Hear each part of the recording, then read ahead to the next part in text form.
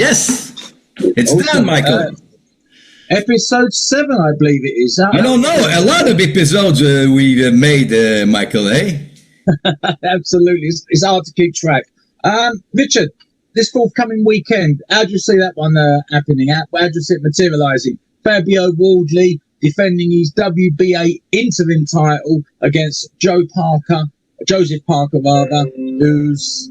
also a former world champion. I believe he, for some reason, on the poster, he's billed as a WBO interim champion and WBO champion, which is very confusing for me because, as far as I am concerned, there's only one WBO world heavyweight champion, and that's Alexander Usyk. But how do you see that fight materialising? What do you reckon happens?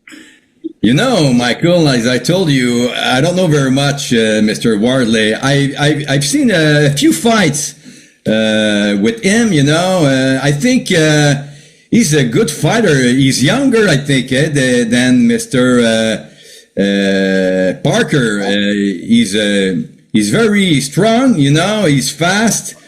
But Parker, you know, is old wolf. Old wolf, you know. Absolutely. He's a sly old fox, and I think I can say that with the safety behind my camera that Mr. Parker's not here with me.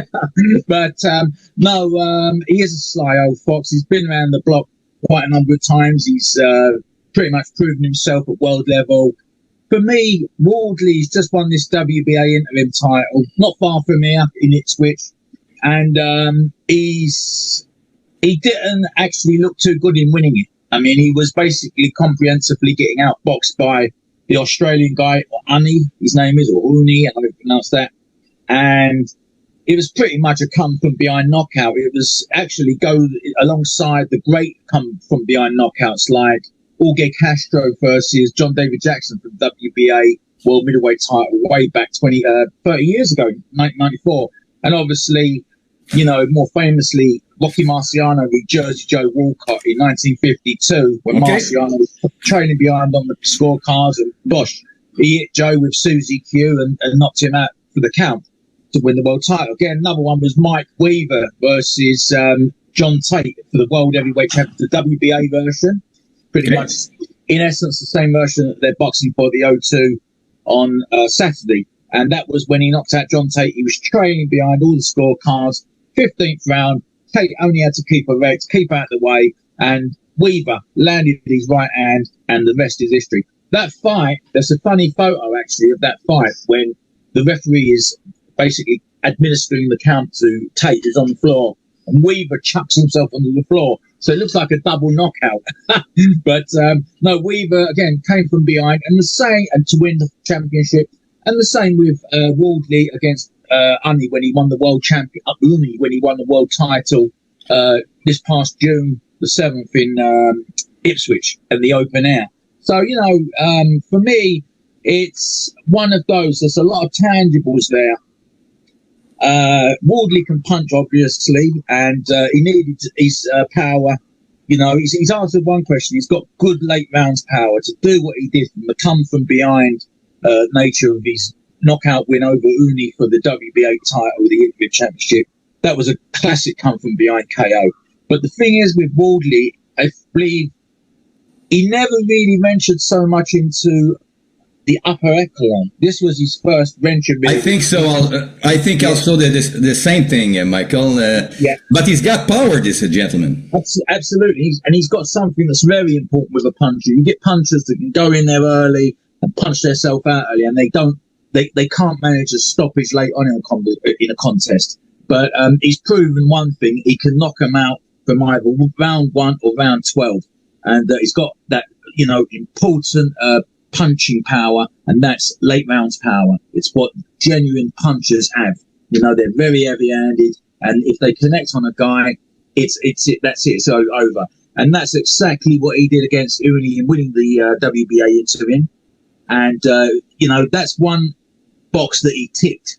But you know, that was his first real venture into genuine world class, and he didn't look good in doing it. You know, as I say, he was getting outboxed, beaten on points, beaten out of sight, and then, gosh, it was all over in the 10th round. It reminds us what an unpredictable and exciting sport boxing is. And more so at heavyweight, because we know, it takes one punch to turn a fight around. Oh, absolutely. A classic example.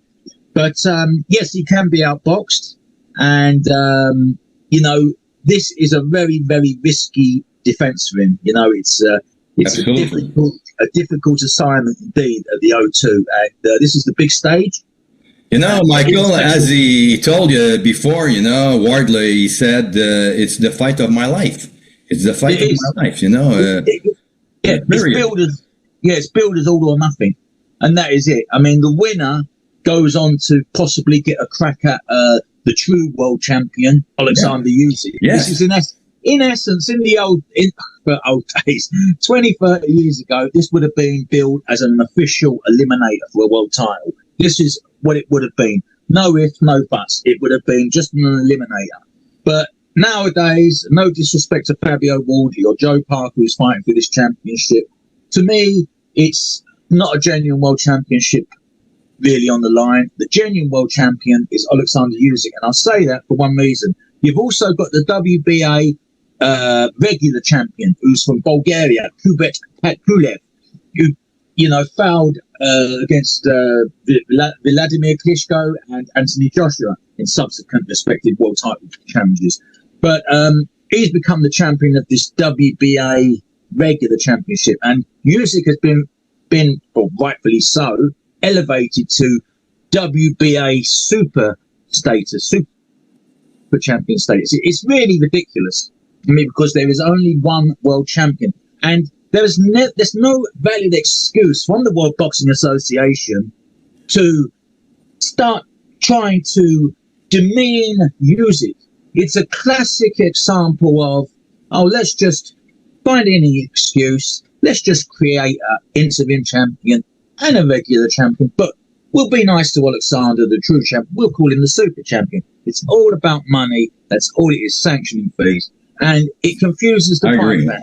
It's disgusting. The WBC, they're not so bad, but the WBA, they're terrible. It was rumoured, at one stage going to have a unification fight within their own organisation to determine who the true WBA champion is.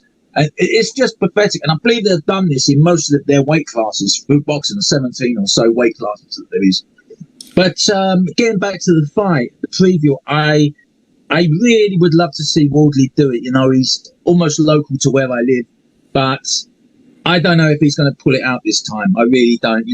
Parker, he's an experienced guy. He's been there. He's seen it. He's done it. He's still got mileage left in the tank. He's got plenty left in the tank. He's not an old guy for his age. He's got some mileage on him, but he's still got enough left in the tank. And I still feel who will win this fight, Michael? Who will win this fight? Who do you think? Parker. Absolutely. He will win this fight. Yes. I hope I'm wrong. I really do hope I'm wrong. I really do. And I hope Wardley pulls it off. I really do.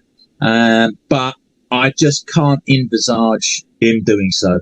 There's a little doubt in my mind, thinking, little sort of like, maybe it's just wishful thinking that, I think he can stop Parker. But no, I don't think so. No, I think also, Michael, I think we will see a knockout this event, I think it's a bridge too far for Wardley. Hats off to him. He's become this interim champion WBA. And I have to stress that. I have to mention this because people were thinking, those who probably don't follow it, they follow it loosely. And if they're watching this, they'll be thinking, hold on, isn't Usyk the champion? So this is why I have to, be sort of like more specific that he is an interim champion. And as I say, you got Pulev, who's the WBA. Pulev will fight with Graciev very soon, Michael. Yeah. It was penciled in for December or possibly next year that Pulev was going to make a defense of his regular championship against this rising guy at the moment, contender, Moses Ituama. He's a big puncher. He's proved himself at world level that he can punch. But as I say, we've said before, been here many times, Richard, he's got a lot more boxes to tick. There's so many questions looming over him. If there is any guy coming up the rankings, we don't know what's going to happen when he's in a proper fight. When he gets brought into the trenches, it's okay hitting these guys on the chin, knocking them over, but there's always going to be those guys as you move up who are going to be able to take that punch and smile and laugh at the guy. I've seen it happen time and again. But so that was a fight that's been scrapped for now. And as you say, Pulev is defending against this chap you just mentioned. Graciev, is a very good fighter. I've seen Graciev against Alexander Usyk, Michael, and it was a war, this fight in the ring, and the fight finished by decision. It was not a knockout, It was a close fight against Graciev. Graciev was a champion in Russia, Michael. He was the champion, Graciev, in heavyweight there, okay? So he's not, he's very dangerous, this fighter. Against Pulev, it will be a war also. Who's going to win this fight? Yeah, you mentioned a few episodes back, I think it was 2 or 3 episodes back, maybe 4 episodes, about this Russian guy. You mentioned about him fighting Usyk, and I couldn't place him, but now thanks for clearing that up. Yes. But again, see, on paper, a guy who can take Usyk and give him trouble, the distance is, as far as I'm concerned, this is basically a no-brainer. He's going to win this fight against Pulev, I believe. But again, we'll come easily more with a preview nearer to that fight. But the one at the moment is, as I say, this Saturday, Wardley v. Parker. I think Parker's just going to, get into, his stride. He's going to dictate the pace. He's going to dictate pretty much everything. And I believe he's going to start outboxing Wardley and try to, wear him down maybe later on, exert a little bit more, come forward a bit more towards the mid sort of late-ish rounds, and then try to get a stoppage, possibly. Yeah, again, I think Wardley so far has proven that he's got a fairly good chin, but he needs to. Yes, absolutely.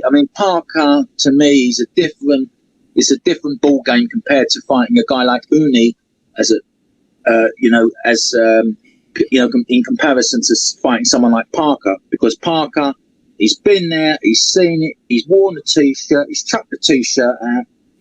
And I think, Michael, he's at his prime right now, Mr. Parker, even if he's not young, I think he's got 34 years old. He's not young, but he's very strong. A lot of, as I told you last time, a lot of experience, and I think it will be a tough competitor, against Wardley this weekend. But we have another subject, in this podcast, Michael. We have also Anthony Yards against Mr. David Benavidez will fight very soon, and I think it will be a very nice fight to come there. But we're going to finish with the heavyweight with Wardley, but Wardley, he's a good fighter. I think he can make a surprise, in this fight. Who knows? In boxing, we'll never know. In heavyweight division, Michael, anything can happen. Absolutely, anything can happen. As I said, Mike Weaver, John Tate, going back to March 1980. I'm going back 40-odd years ago now. But that fight, if you watch it, it was 15 rounds. Weaver was a muscle man. Ken Norton called him Hercules. And he was coming forward, and he was just getting comprehensively outboxed by John Tate. John Tate had a great amateur record, great amateur pedigree. He fought the great Teofilo Stevenson. The amateurs got beat. Who didn't get beat by Teofilo Stevenson? Tate was very strong. Weaver didn't have such a great amateur pedigree. But I'll tell you something about Mike Weaver. And a lot of people go on about Frank Bruno, how he didn't conquer Everest at first, but he tried and tried again, and then eventually he conquered his Everest and won the world championship on his fourth challenge. He won the world heavyweight championship. But Mike Weaver is a similar story to that of Frank Bruno. I believe Weaver's career gets overlooked somewhat. It's a perfect example of determination. He had something like, I believe, several losses. In the early going, he was basically a guy who had been off-beaten, and he wasn't really going to become a world champion. But then he turned it all around. Then he got a shot against Larry Arms. He lost that one, but then he carried on. He continued. and then he got that world title against John Tate. And as I say, 15 rounds he was being comprehensively outboxed by Tate, but then all of a sudden, that one punch from nowhere. And I think there was... We'll never know in boxing. He was in the last round, final round. So, as I say, Tate only had to keep away, and he did. And Weaver connected and won the world title. It's one of the great turnarounds in heavyweight boxing history. And the same as I said before, Wardley, another one, he could turn the fight on his head, who knows? But as you said before, and I agree, Parker is a relatively fresh 34-year-old. He's had a bit of mileage on his clock, but he's still got plenty left in the tank. And I agree, Michael. I really can't see Wardley winning. I can't. I don't think that. I agree with you. I don't think he's going to be able to turn it around somehow like he did against. And I thought you told me before, Mr. Itoma, Moises Itoma, he's a very good fighter, but he want to fight Alexander Usyk. I think he want to go too fast in this career. I think he's got to take time to fight a boxer like Alexander Usyk. I know Moises Itoma, he's a young gentleman, he's strong. He wins all his fights, but he has to take care about Mr. Alexander Usyk, Michael. He's a dangerous fighter, an undisputed fighter, Usyk. I think one of the best of all time. So Moises Itoma got to, take it slowly, in his career, because he can have a surprise, Absolutely. He needs to take his time. As Mickey Duff once was famously quoted, the man who invented time, an old Irish adage, the man who invented time made plenty of it, and time is definitely on his side. He needs to take it easy. Yeah. This is the richest division. This is the richest prize for the heavyweight championship of the world. It still is. Irrespective of the WBA, WBC, they're trying to dilute the championships, the interim and the regular. But it will always be the richest prize. This is the one that brings in the money. It doesn't matter if they're fighting for the WBA Timbuktu title. This will bring in the money. It's a world heavyweight. It's always about money, Michael. That's boxing today. That's what they do it for. But at the lower end of the scale, and I will say this, there's a lot of boxers out there who are starting out who have to sell enough tickets, and it never used to happen before. But this only happened about the last, seven, maybe 14 years now. They've been having to sell enough tickets to get themselves a purse, to warrant a purse. And sometimes they don't sell enough tickets, they're basically boxing for nothing. So I think that it's this that has turned away a lot of, fighters, because they're not getting a guaranteed purse. And this is why the sport has been in a steady decline, because the talent is going elsewhere to make money. And you can't blame them. You have an amateur career and you're not even getting paid.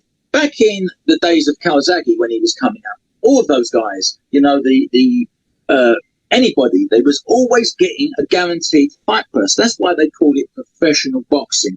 And it's this, I don't know where it came from, but it's this that's been going on since about 2007, that sort of time, about 15, 16, 18 years now, that, the best part 20 years, where they've got to sell enough tickets. And this is why I feel the talent isn't there so much in boxing. But yes, Alexander Usyk, getting back to him, he's an all-time great. He's in my top 20, though. He's about 18, 19 in my top 20 heavyweight champs. He's an all-time great cruiserweight. He's obviously up there. He's possibly about number one, maybe number two behind Holyfield. But Usyk, at the moment, as I've said before, he might not be in the physicality of things head and shoulders above the pack because he's 6'3", but physically he's head and shoulders above the pack. I believe he's out on his own. Now let's talk about Fury Usyk number 3. Yes, that fight intrigues me because I know you said that the first fight was close and the second fight wasn't so close, but I had that second fight a lot closer than I did the first fight. And yeah, I know you thought that. It feels to me that Fury is closing the gap a little bit on Usyk, and he's inching a little bit nearer to being able to win a decision. There's that possibility.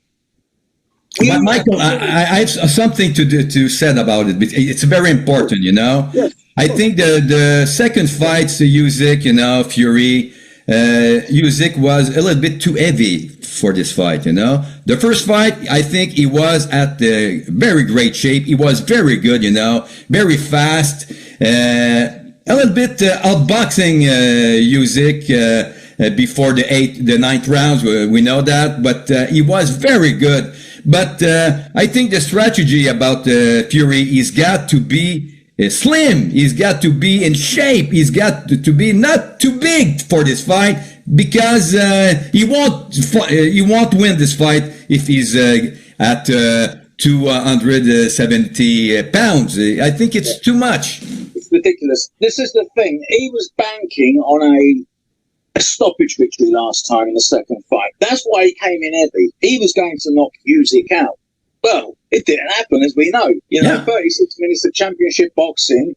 It went the full course. Usyk won. But for me, that first fight, it was more of a clear-cut decision the first time round. More so to that ninth round. I mean, from there, that's where Usyk took over. And, he was lucky he never got stopped Fury. But again, that's all past tense. But the second fight, Fury seemed to close the gap for me. It seemed to be a closer fight. I think from top of my head that I had Usyk win it by about 3-4 rounds the first fight. So everybody before they go, well, no, he won. That's just what I remember. The second fight, I had Usyk winning it by about 2 rounds. Just doing enough. A lot of those rounds were nip and tuck more so. And I feel that, yes, if Fury come in a lot lighter for the second fight, and he hadn't been banking on, let's bulk up to 270 or whatever it was, and let's go in there and try and knock him out. It's not going to work.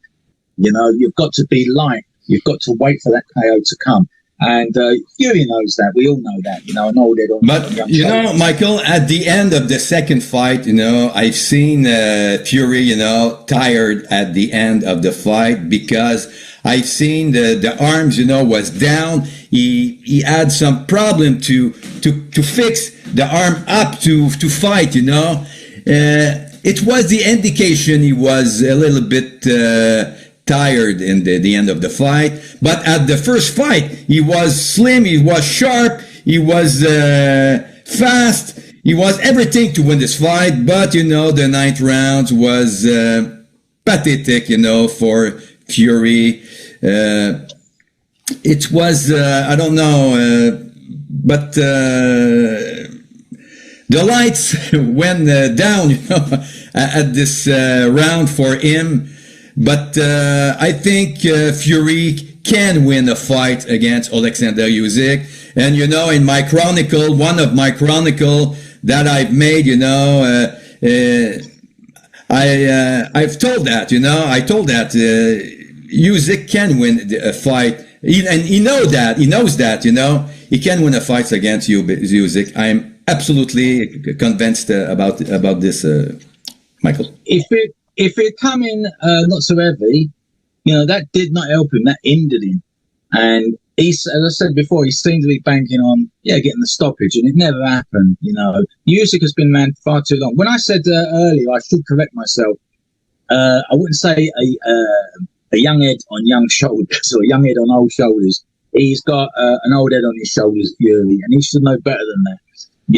This is the top level, the proper top jaw. Absolutely.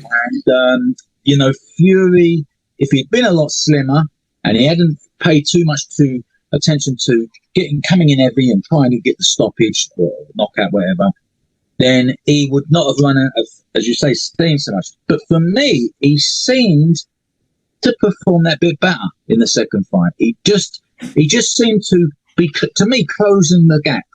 But yes, if he had possibly come in 240 or something, or a lot, 250, something like that, but not 270. I think he may well have. Who knows? It slowed him down a bit. Of course, it did. And as you say, he was a little bit punched out towards the end. He was a little bit, tired looking at that.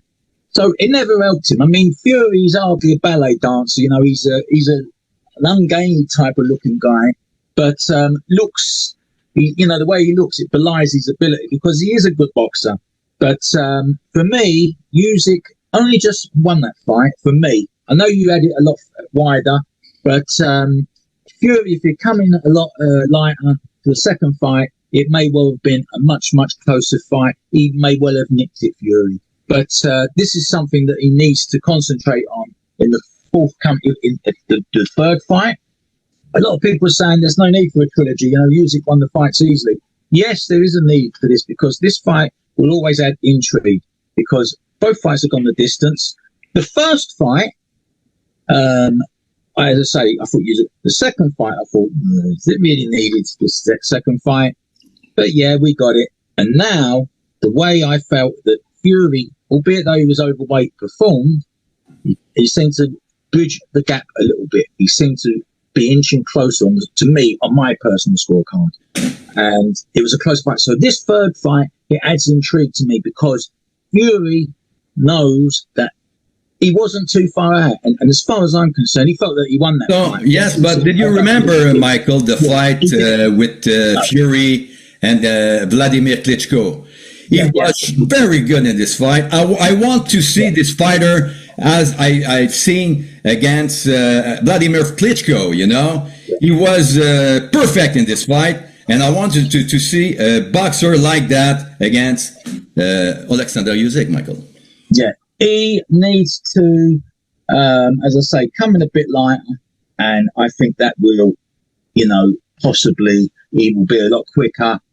And who knows? You know, it's a hard one. This third fight, Fury knows if he loses this one, it's game over. He won't be able to have nowhere to go because whatever he does, he'll be fighting the up and comers. I think he will take his retirement. I think after. Yeah, there's only one fight if he fights Usyk next year that is marketable, and that's against Anthony Joshua in an all-British clash. That could sell at Wembley Stadium 10 times over. That's the only marketable fight. After that, it's game over, you know, and whoever comes out of that fight, Joshua Fury, if it happens, whoever loses, it's game over. There's nowhere for them to go. That's it. It's finished. You know, the swan song to their career, so to speak. But just as I say, my actual prediction, getting back to Saturday's fight, Wardley versus Parker, I believe Parker will win in about the 10th round. I hope I'm wrong. I really do hope I'm wrong. I really hope that Fabio Wardley wins and he brings that WBA strap back to Ipswich, you know, WBA title. But you know, Michael, at the end, we've got also another subject. We have Anthony Yard against David Benavidez will fight very soon, you know. Very good boxing card there.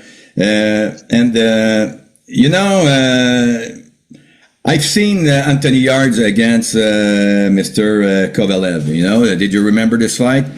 Yes, I did. So I think Yard can be a very good fighter again against Mr. Benavidez. But Benavidez is a young wolf. You know, he's got 28 years old. This gentleman, you know. And Anthony Yard got 34 years old. He's older, 6 foot, and Mr. Benavidez 6'2". I think it will be also a very good fight. Who do you think gonna win this fight against? So Anthony Yard against David Benavidez, Michael. The Yard so far, he's had those, I believe, 2 times he's been beaten. I might be wrong, but the two sort of like three times. Okay, yeah. Okay. Those 2 of those times, I know he lost to Sergey Kovalev and 10 minutes. Berbatov. Yeah, Berbatov. And he performed very well in both those losses. You know, he showed so much art. He showed, you know that he could sort of like go to war with these guys, and he could, you know, make a fight of it with these guys. He proved that he belongs at world level. Benavidez, it's a hard one, you know. He's obviously got youth on his side, 6 years, the junior to Yard. Yard does have some mileage, but I still think Yard has still got a little bit more in the tank, you know, to give. I'd have to go with Benavidez, but I believe Benavidez. I think so. Also, I think also. Yeah. It'll be a points decision. I don't think Yard will get stopped this time. I believe he will go the distance. Benavidez isn't quite in the bracket of Kovalev or Berbatov, though he's being hyped up to be this next superstar. But Yes. I think that he will win on points.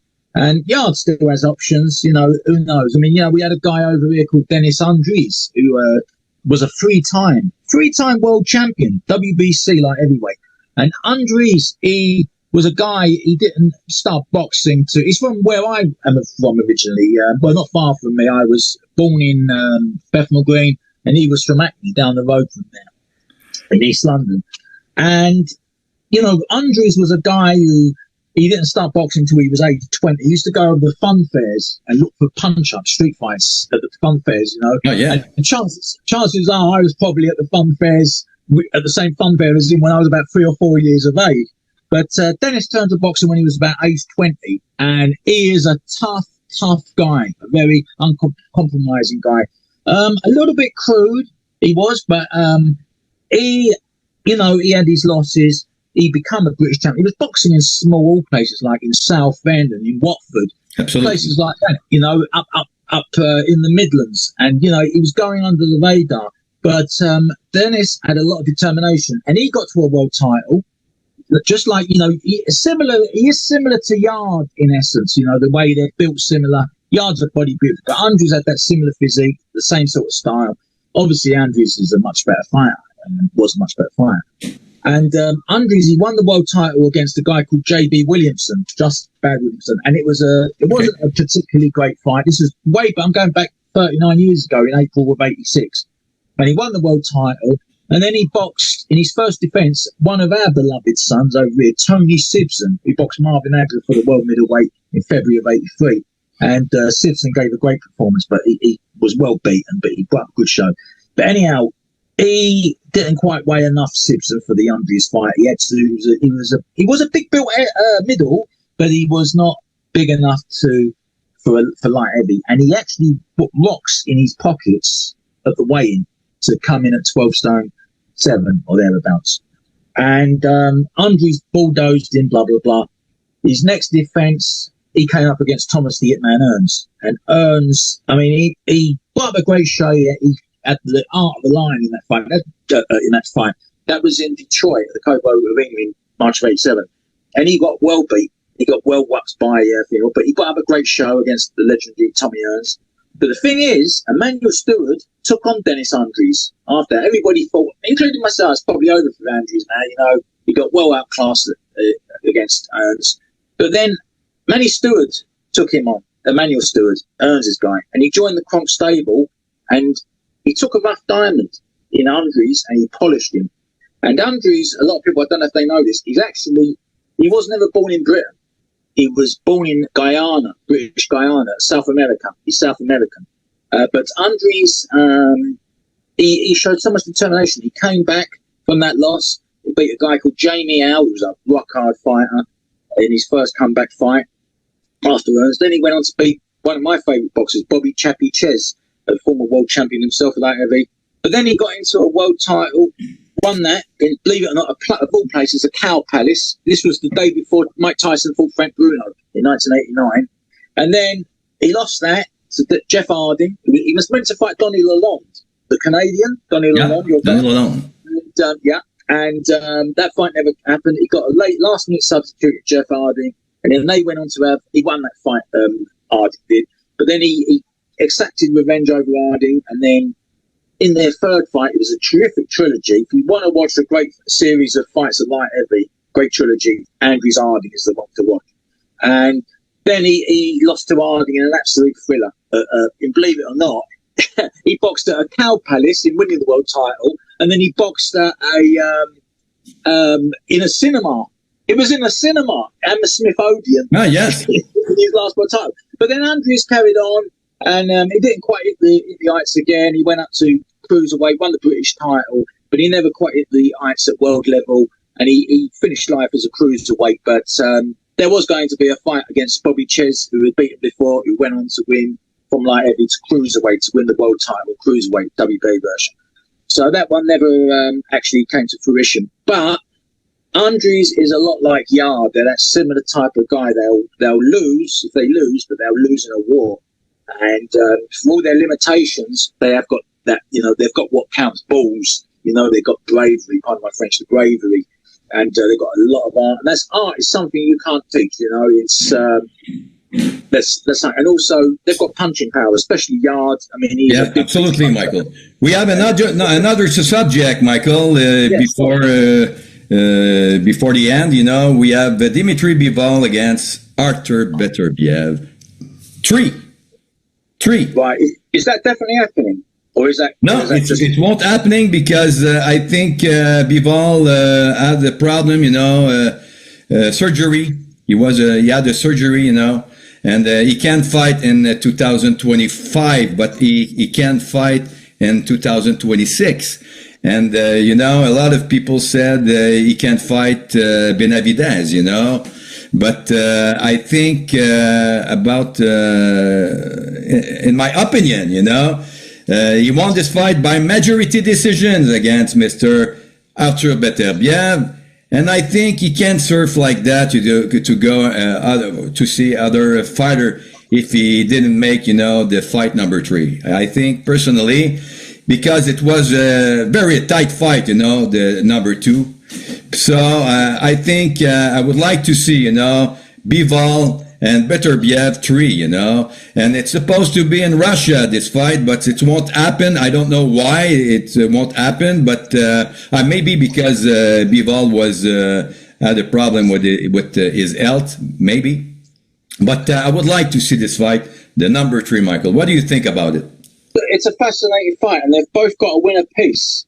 So, you know, there is need for what they call a rubber match. The rubber match, you know, to decide, if you like, who's the better fighter. But if there's enough money for it, and I know there's enough interest, yeah, then it will happen. It's got to happen. A lot of interest for the fight 3, Michael. Yeah, Bivol, you said is undergoing surgery. Is that correct? Yes, he had a surgery on the back, Michael, lower back. And he won't be fighting next year, you say? I think this year he won't fight. He's going to fight at 2026, Michael. Because now I think he's in a gym, but he's make a light training, you know, because he wants to be better and better, you know. But I think in 2026, I would like to see this fight. Arthur Beterbiev against Dimitri Bivol, Michael. It will happen. It's got to happen because it's the nature of both of those fights. They were very close decisions, and there's got to be a third fight. But they got a lot of strategy, you know. In this case, I think Beterbiev is not young, you know. He's 40 years old, and I don't know, but maybe Bivol won an older fighter in Arthur Beterbiev. I don't know, but. I think we have to see this fight quickly, because it was yes, Bivol won this fight, but it was a close fight, and a lot of people said Beterbiev has won this fight, Michael. Okay, so for this case, I think I would like to see, and I think a lot of boxing fans, want to see this fight, Michael. Yeah. Who did you have the winner? I believe you said Berbatov. You felt won that fight, the second fight. The second fight, yes, you're right. I think Beterbiev made enough to win this fight, Michael. Yeah. Okay. Fair enough. I haven't seen that fight, and I will watch it, and then I'll come back to you on that.